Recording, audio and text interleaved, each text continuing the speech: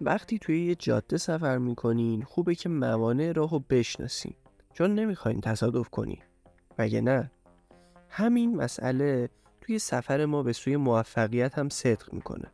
توی این ویدیو 5 عامل رو بررسی میکنیم که مانع از موفق شدن شما میشه. 1. عامل ترس. ترس یکی از بدترین دشمنای موفقیته.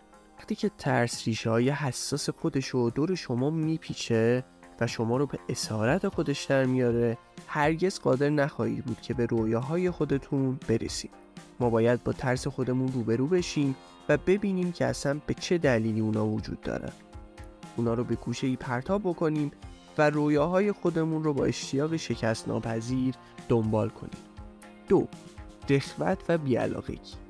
بی پرده بگم، اون چیزی که بسیاری از افراد رو از موفقیت باز می‌داره، عدم داشتن انرژی و انجام کاریه که باعث حرکت به سطح بعدی میشه. اونا به نقطه‌ای میرسن که احساس راحتی میکنن و سپس خودشون رو برای چرتی به درازای تمام عمرشون آماده میکنن. 3. نداشتن پشتکار. موفقیت توی تیزترین کنج یا شیبدارترین تپه است.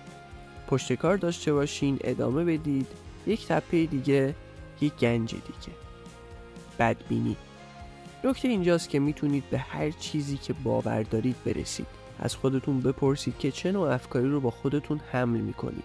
آیا خوشبین هستین یا بدبین؟ اگه باور ندارین که میتونید برسید، پس نخواهید تونست. 5. انتخاب افراد نامناسب برای گذروندن وقتتون. این عادت ما رو به راحتی تبدیل به محصولی از محیط میکنه.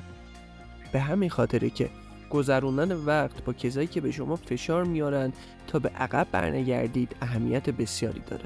در مورد افرادی که اطرافتون هستن چه ایده‌ای داری؟